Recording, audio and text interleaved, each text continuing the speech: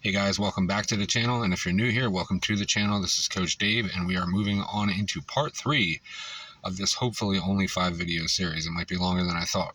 So, at the end of the last video, she had gone to the store, and it had been several hours now. She got out of work at 2:30. I'm not the type of person to clock somebody. I'm not really feeling anxiety in this moment. I'm feeling pretty secure.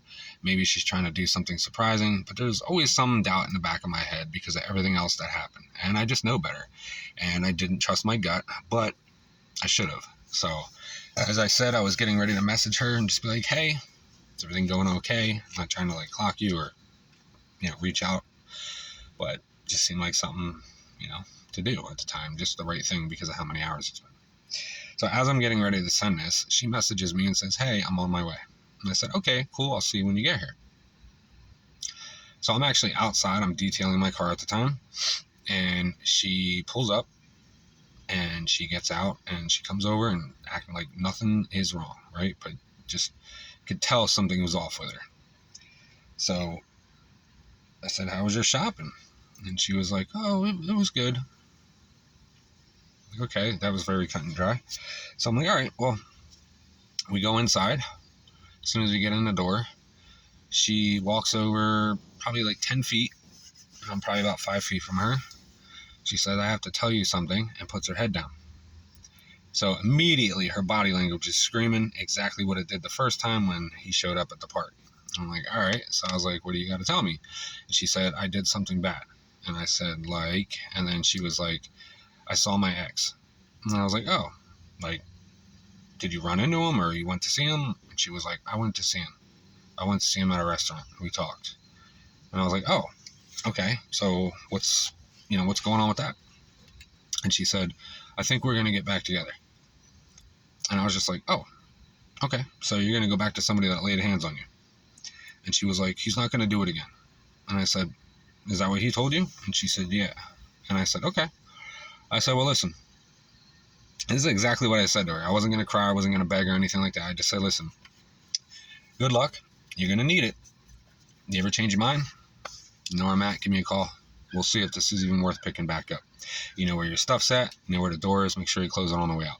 And I walked out of my place. And I went outside of my car. And I was just feeling all these types of emotions, right?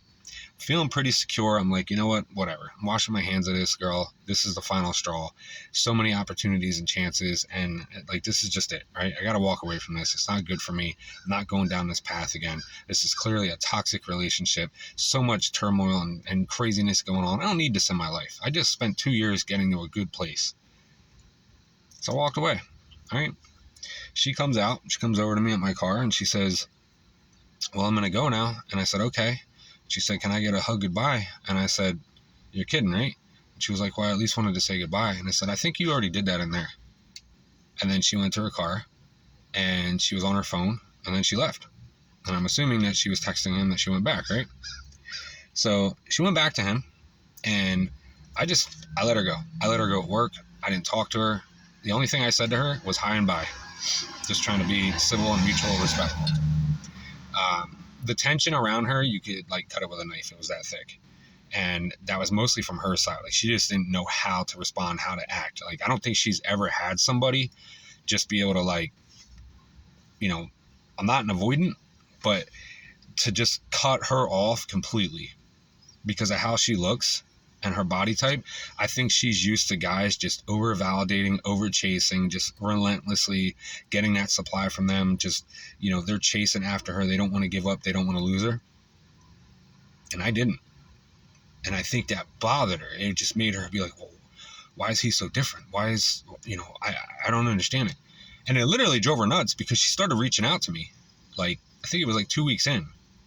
And I didn't respond to her. And I didn't even read it, honestly. And it was about 30 days later, total, since the time she left. So it was probably 2 weeks after she sent it that I finally read it. And she sent me a half-hearted message saying that, basically, she really did care for me. She was starting to have feelings for me. And, she's been with him a long time. It just makes more sense. She's sorry that it happened this way.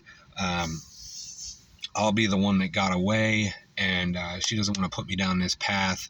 And I looked at that and I'm like, wow, this is literally two people talking right now. You hide behind a phone. You couldn't say this to me in person because this is easier for you as a dismissive avoidant or a fearful avoidant to hide behind a phone. That's your crutch. You can't say it to my face. We know that. So you pretty much just sent this through a text. And while some of it was nice, a lot of it was just like the most shallow, watered down version of some type of closure or apology that you could get. There was really no depth to it.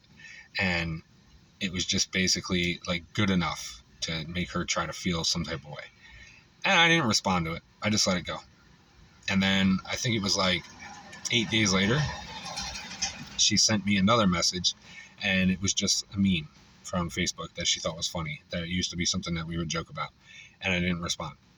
And then I think it was like going in like the beginning of November, I finally, I reached out to her. I went somewhere hiking and there was a waterfall and I just got lost in it, the tranquility of it all. And it really let me think. And I was doing a lot of self-reflecting on everything. And it hit me. Something just hit me like, this doesn't seem okay.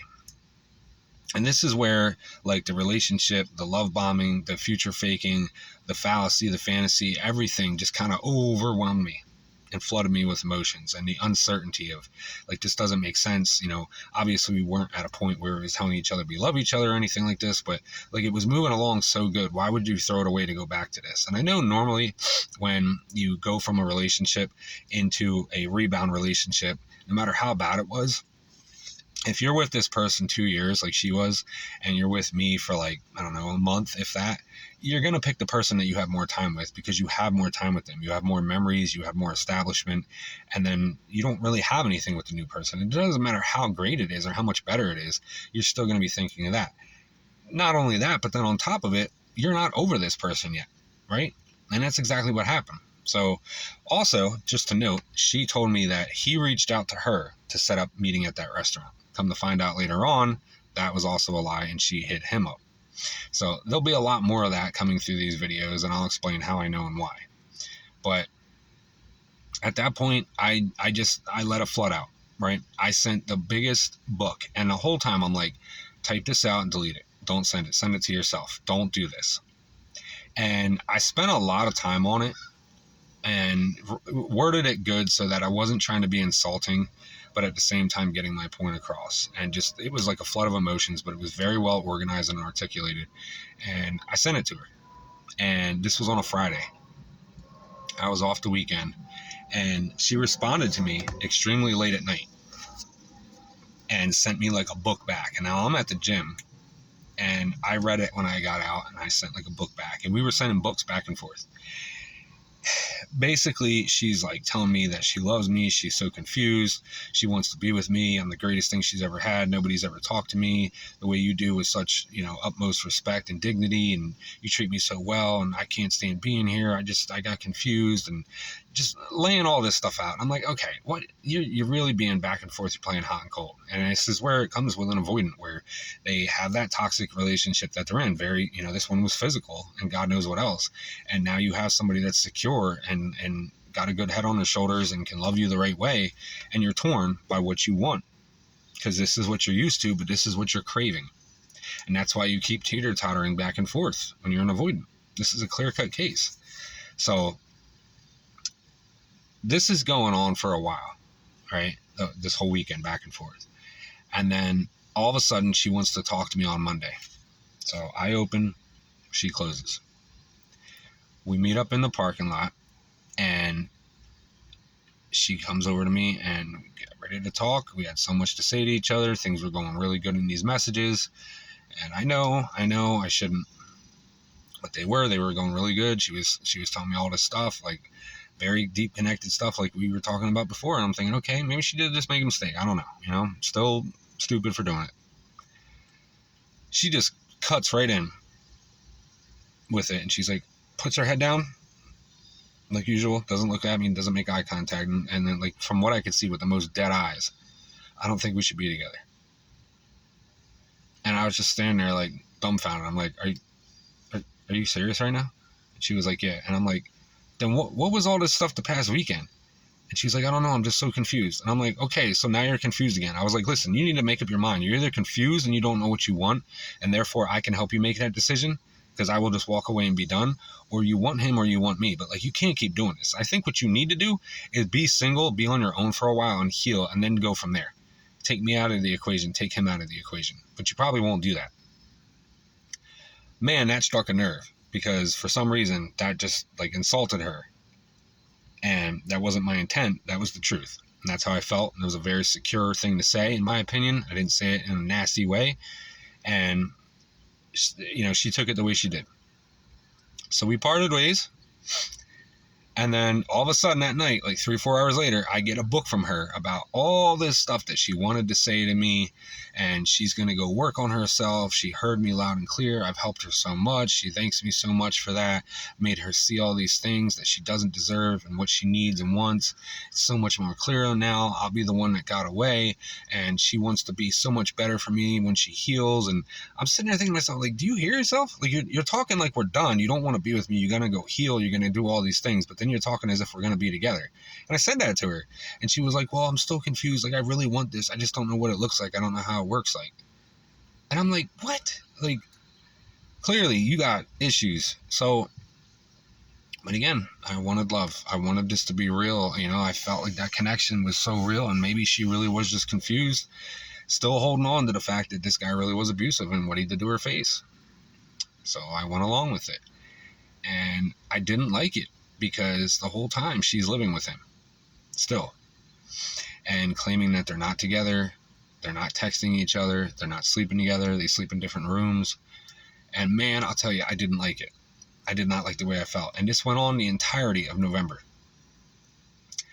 She made plans to come see me on my birthday in December, in the beginning of December. Had an amazing day. The whole time, you know, like, we're talking, we're getting along, we're seeing each other here and there after work and this and that. And I just feel like I'm running around. Like, I'm becoming what I said I didn't want to do. And I let you do this to me. And she just kept going with, you know, I want to do this the right way. I just have to figure out how. I'm going to cut this video. I'll pick it up in the next one.